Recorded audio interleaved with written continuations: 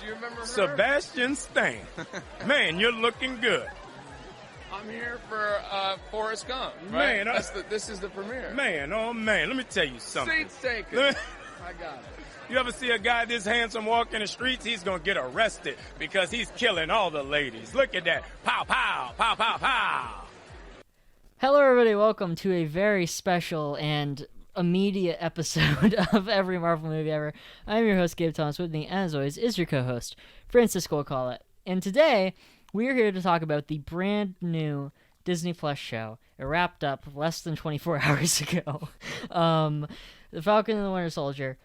Full spoilers immediately. Yep. Just put that out there. Full spoilers. Also, this isn't edited, so it's going to be a fucking mess. Yeah, definitely just go watch the show if you, for some reason, haven't yet. It's only 6 episodes long. Okay, well... I think all the episodes are close to an hour, aren't they? They're all like 45 minutes. They're all over that. Are they?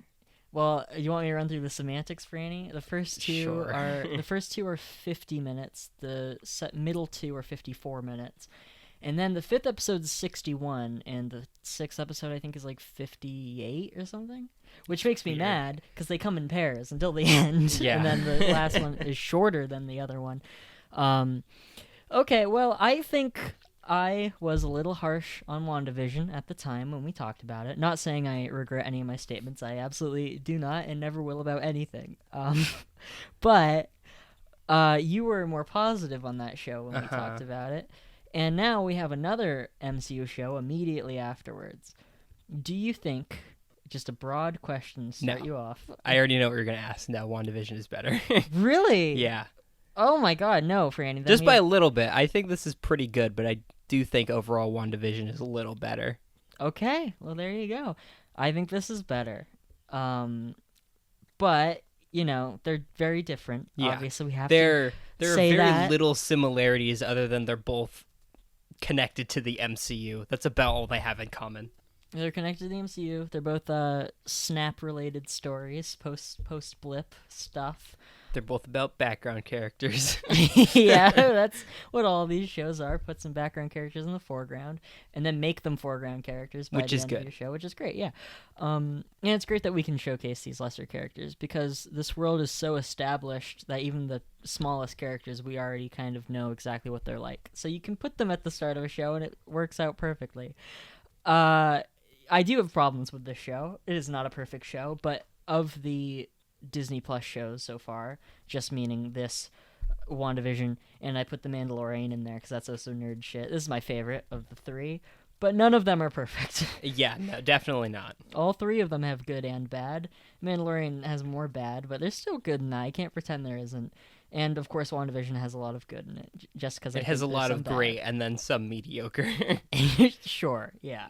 First 5 episodes of WandaVision is still pretty incredible stuff. I've been meaning to watch them again, and I haven't. Yeah, I haven't either. I didn't rewatch any episodes of this show, though, and that's something I was doing a lot during WandaVision, was watching episodes multiple times. But, I mean, again, I think before the show came out, I said I feel like I would have wanted this to be a movie.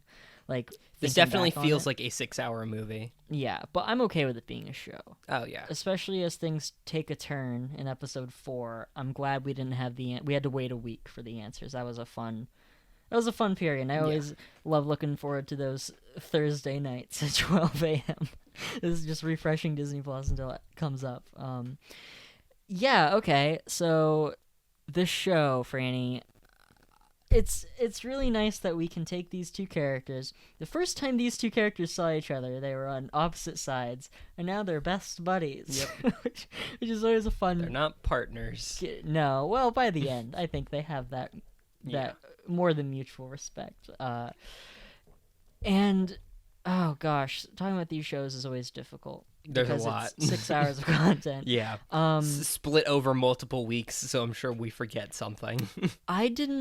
I wasn't super into this for the first couple episodes. Like, I liked a lot of what was going on, but I wasn't really sold on this until the 4th episode. It's a much slower show than like WandaVision was. Sorry about that. It doesn't have any like how WandaVision had like big like cliffhangers and mysteries. Like this doesn't really have any of that.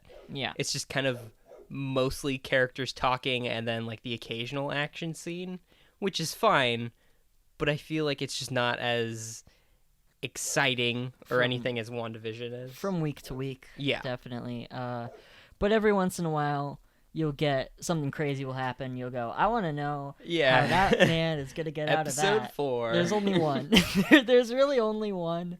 But the end of episode 5 also, it's like, oh my god, he's finally going to fucking put on the suit. Just jump right to the end. But if we take it back to the start, the first episode I loved all the Sam stuff. I didn't really like the Bucky stuff in that episode. It felt weird and tonally different to me. I feel like throughout the whole show, Bucky doesn't get a whole lot to do, which is unfortunate. I think as time goes on, everything gets better, but I think he definitely becomes more essential. Because you have the first episode, and there's that weird sequence where he's talking to the therapist, and he's like, oh, I got my revenge, and he plants like a car bomb or whatever. Yeah. Like that whole scene, it didn't feel right. It doesn't even feel like an MCU scene. It feels like it's from like a CW show or something. And I mean, I like his relationship with that old Asian guy, and he killed his son as the Winter Soldier, whatever. That's great stuff. But yeah, I didn't know about Bucky, and then I think eventually, especially the start of episode 4, because episode 4 is the pinnacle of this for me. Yeah.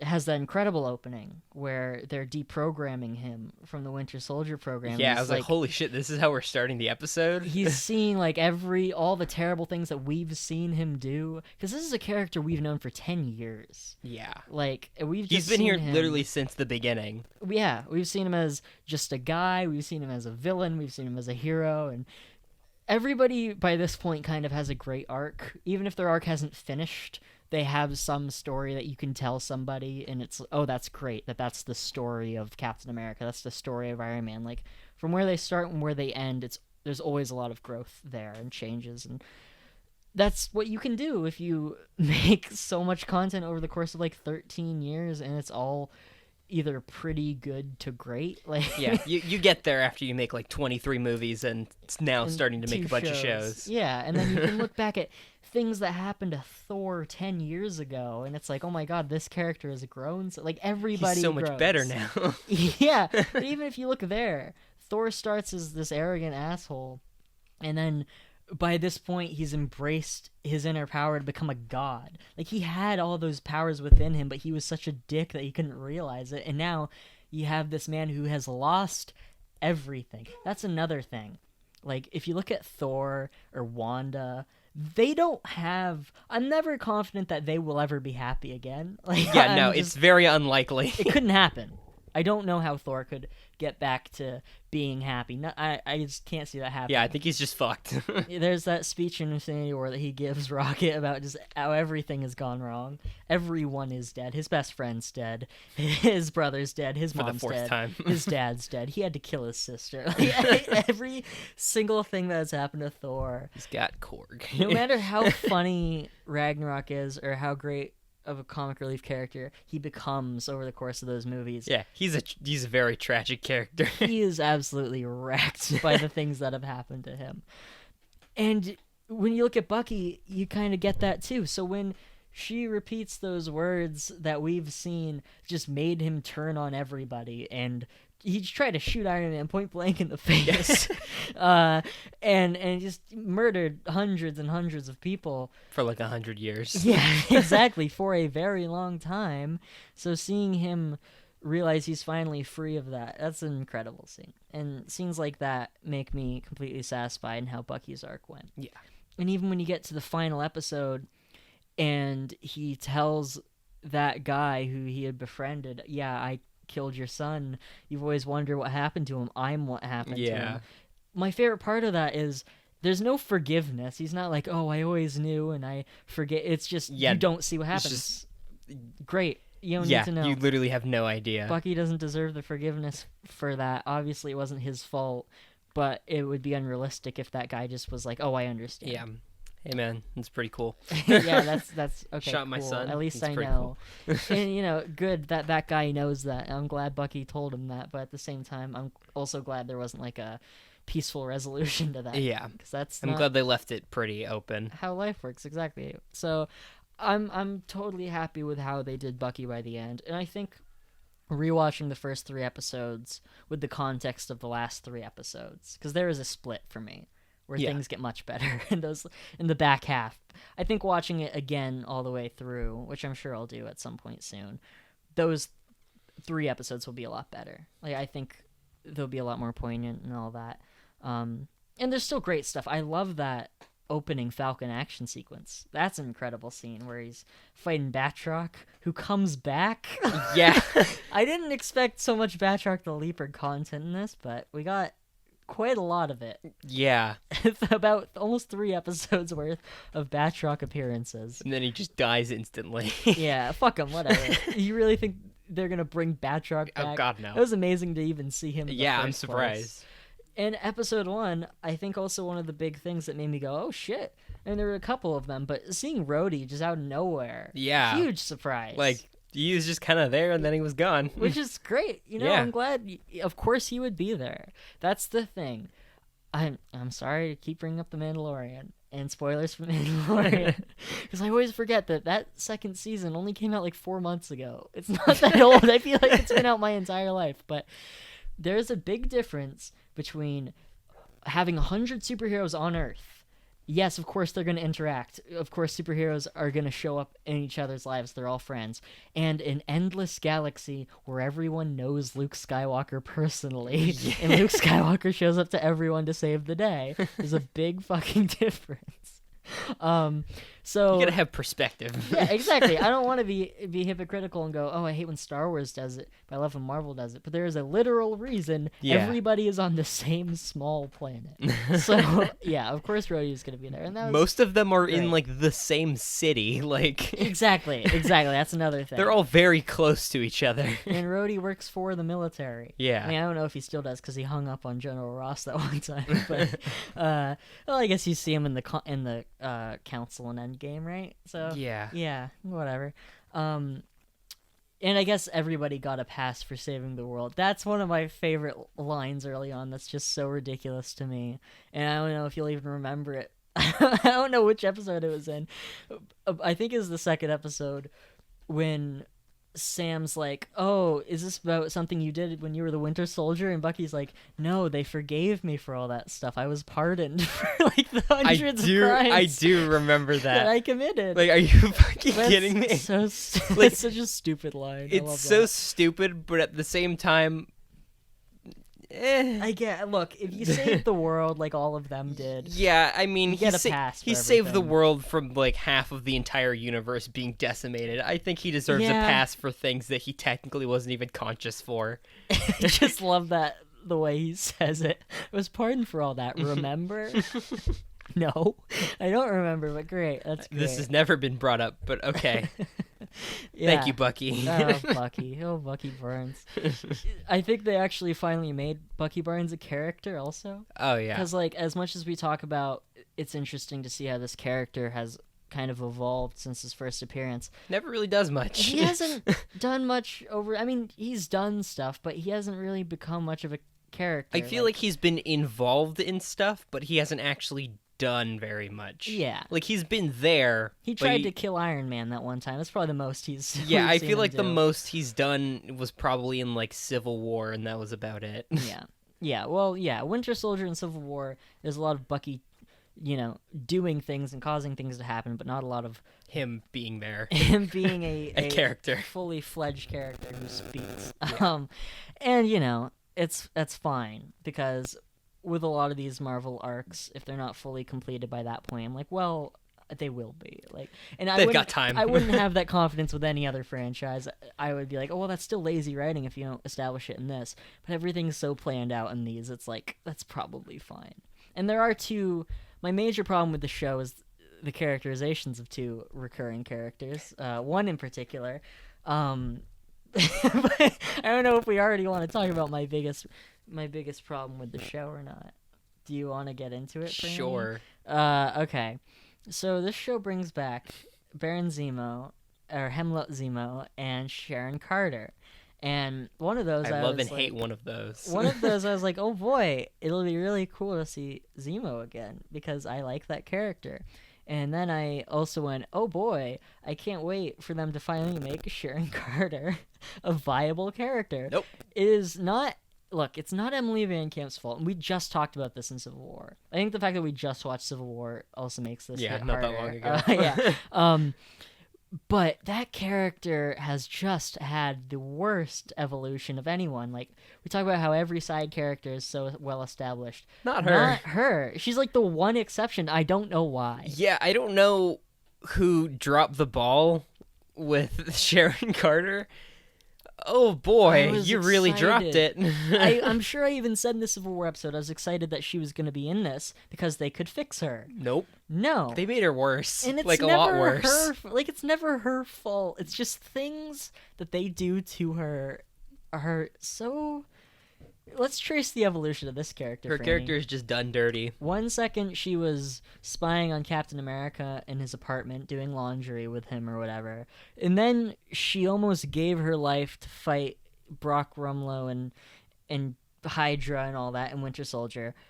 And then she was in Civil War and she gave that speech. And from then on, she stole the equipment for the guys. Cool. And then Captain America made out with her. And now Captain America is related to her, which we've talked about. Yep, we've a lot. We've talked about it thoroughly. Because I don't think they thought that through. Nope.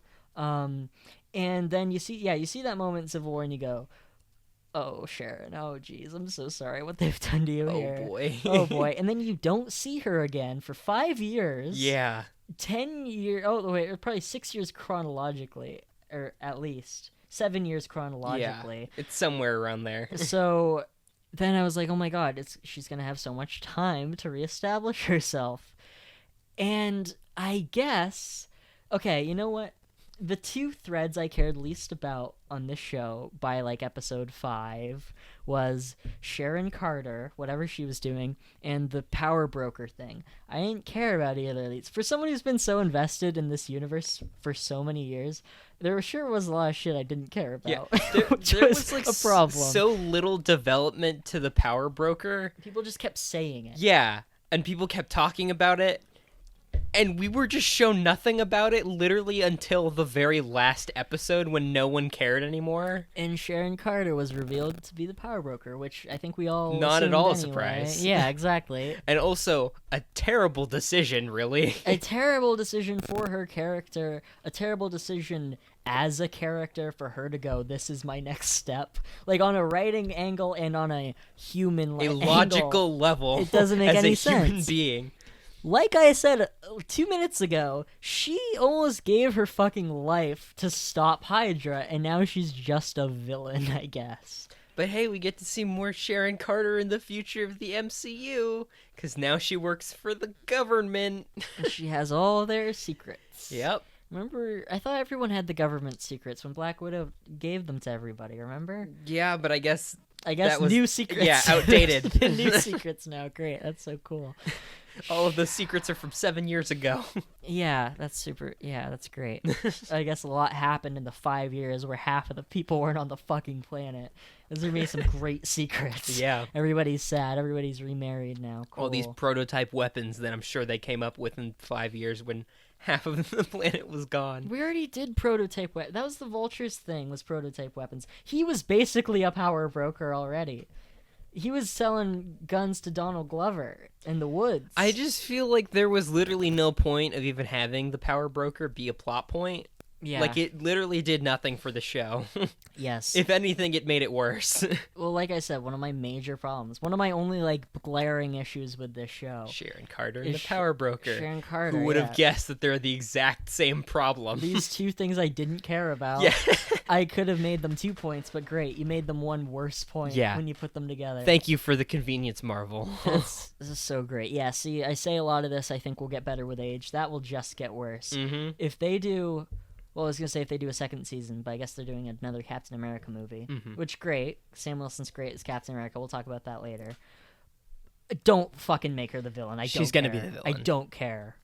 Do you know how much I don't care? Literally, I don't think anyone cares. Is anyone excited about the power broker being in the MCU? Like, I don't care. I'm pretty sure in the comics, the Power Broker was a guy that you could go to if you wanted to be a supervillain, and you paid him a certain amount of money, and he would like give you a special jetpack or something to make it like he would give you a gimmick. Yeah. So if you were like, I want to be a kangaroo themed supervillain, which is a thing. I want to be Mustard Man. It's a thing that happened. Condiment King. Oh, yeah, that's that's what it was, yeah. villain. But yeah, the kangaroo was a guy. He wasn't Australian. I remember that. He was a guy who went to Australia. Yeah. And then I think he talked to the Power Broker or something, and he was like, okay, I'll give you this kangaroo costume and all these kangaroo-themed gadgets.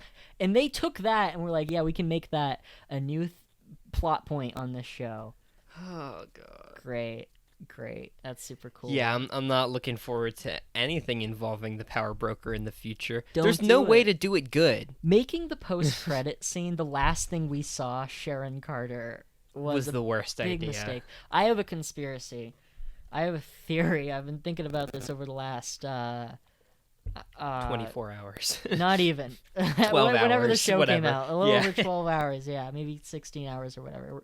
It's 4 p.m. at Pacific Standard Time can't do right math. now.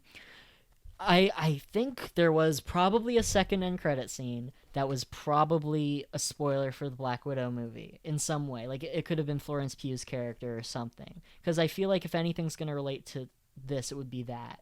And since this wasn't the original release order, and the fact that WandaVision had 2 post-credit scenes, that's just kind of the standard for the MCU usually. I was expecting a second one, and I was really Yeah. surprised that there wasn't one. Yeah, I was hoping there would be something, but that's my theory, is that there was a cut Black Widow-related end credit scene. I just want to put that out there. Yeah, that's probably true. But either way, Sharon Carter, I'm so sorry, Emily Van. Like, she does not deserve this. She's good. Yeah. She just is a bad character, She deserves a lot better. She and really does. The people that wrote her character throughout the entire MCU should be ashamed. Yep, every time. You know what? She's fine in Winter Soldier.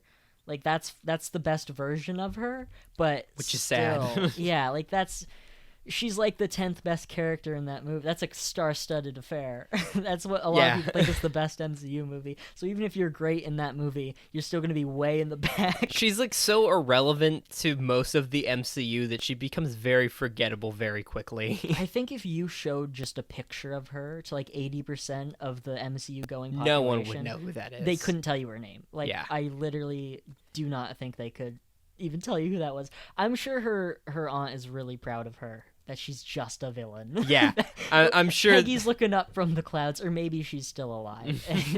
Well, I guess not. Yeah. I guess canonically not. Oh, no! No! Just realized that then. That if Steve Rogers is alive and Peggy Carter isn't, that means he still would have lost Peggy. Like, Yep. he would have gotten all that life with her. Yep. But she still dies in 2016, probably. Yeah. She died of I natural don't think it would have causes. changed much. I never realized that. That's so sad. I'm assuming that Steve is dead by this See, point. That's Because the thing. the way say- they talk about him Yes. is like he's already dead. But it is suspicious to me that they never come out and say it. Mm-hmm. Like, I think they're leaving room for it. And, I think people suspected maybe there would be a short Steve scene in this. I assumed there would at least be, like, an extension of the scene that we got at the end of Endgame. Like, just maybe, like, another minute that we didn't see from that. Yeah. With some extra information or whatever. And we didn't get it, and that's fine. Because Steve Rogers is still looming over the whole show. Yeah, he's You still know. like he's all over this show. Yeah, and not even just pictures of him and talks about him even, just like the spirit of him in terms of everyone. Because the whole show is who's going to be the next Captain America. There's other stuff going on, but that's the main point. So you feel him the whole time, which is great. You don't need to have him in it. But Yeah, I'm almost glad that they didn't have him in it. I think it's better that way. Yeah.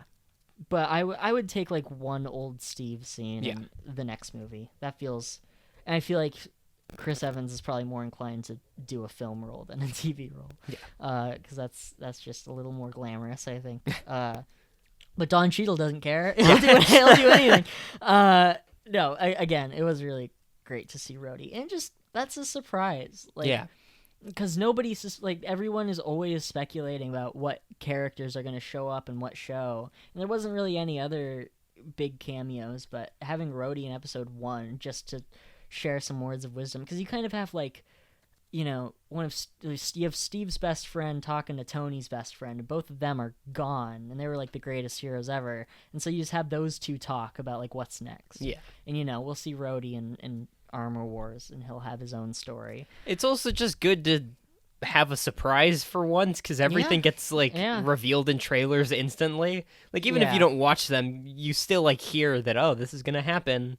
I'm glad it wasn't like Don Cheadle's gonna be, you know, you see an IGN post. This is Don Cheadle's gonna be in the fucking Falcon Winter Soldier. I'm glad it was a surprise, because we get very few of those in the MCU anymore. Yes, especially if you release fucking a clip of Jimmy Woo and Darcy the day the episode comes out. You absolute fucking buffoon. What the fuck? Hey, buffoon high five. Absolute buffoonery. It really was. I cannot sanction their buffoonery. I'm gonna have to do some loudness normalization on this episode. Whatever, I'll take 2 seconds.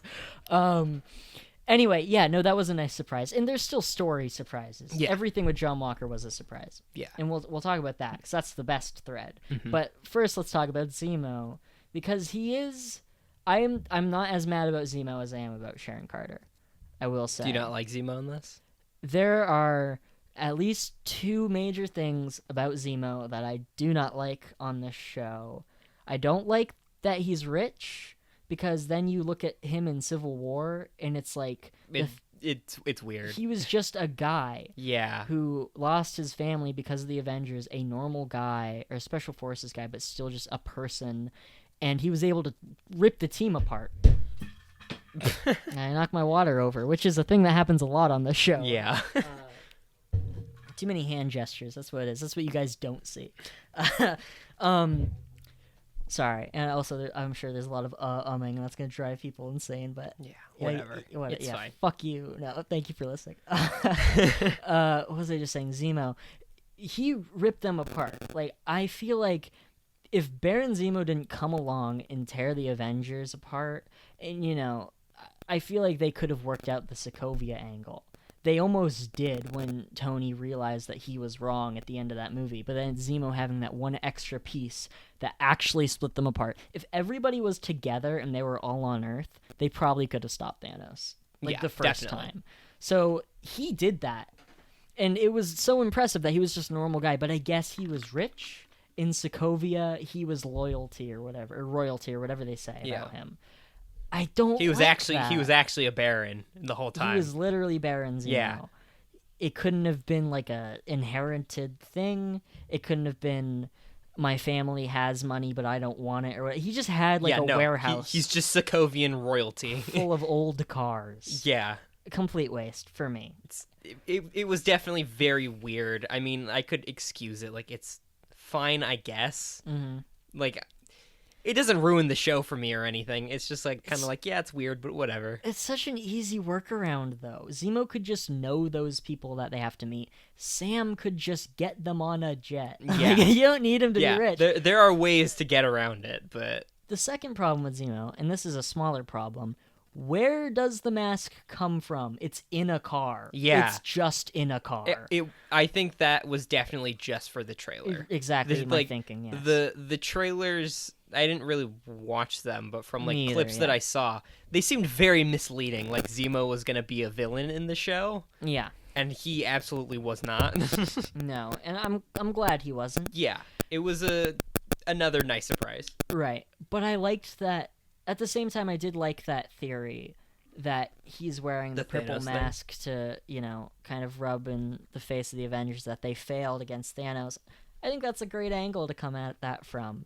But it was just in a car. And he put it on for 2 seconds and ran around a warehouse. Yeah, it was really weird. But I think they're going to do stuff with Zemo in the future. So I think it's fine for now. But at the same time, I kind of liked that as the ending to his story, that the Wakandans just get him. And they put him in the raft, and he has that final confrontation with Bucky, where Bucky, you know, could shoot him, but he doesn't. Yeah. And he got to visit the memorial of his family one more time. It's like, I love Daniel Bruhl, but I don't really need him as that character anymore. Like, if that's where his story ends, it's fine. Yeah, I would definitely be fine if that was the end of his character. But I mean, he was responsible for blowing up that truck, wasn't he?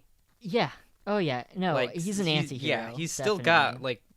I think there's definitely more stuff with him happening. I guess there's more room for that stuff, but I think he'll go back to being a villain, probably. I guess. Like he'll have like the classic, he'll finally wear the mask and actually wear it instead of having it in one random scene. And he'll be like an actual villain, probably. Stick it to his face. Put some fucking super glue on his face. Dump a vat of something on his face and make it stick. Dump a vat of Gorilla Glue on him so he can't take it off. To the glue factory and just have it dumped on his face so it could stick to his face. It's that easy. No, okay, look, if they stuck that mask to his face, I wouldn't even ask where the mask came from. If they did something that fucking cartoony and stupid with the mask, I wouldn't even care. It's definitely a very stupid way of giving him the mask, but I don't know. That's what they did. Yeah. They took Bucky's mask away and they gave Zemo a mask. I liked Bucky's mask. I understand did like it's too scary for him to wear now, Yeah. but I still like that mask. Now he's just a guy. Oh, what do you think of the hair? Better or worse? From the long hair. Okay. Me too. I think he looks more like a normal person, not like a zombie monster. I feel like the long hair look was more of a Winter Soldier thing. And White Wolf. And White Wolf. Cut it. They couldn't cut it, and he could stop for a haircut. But now that he's just Bucky, it's like, yeah, it makes sense that you just cut it off. It's how he looked in First Avenger too. Yeah. So it kind of throws back to when he was a normal just person. a guy. Yeah.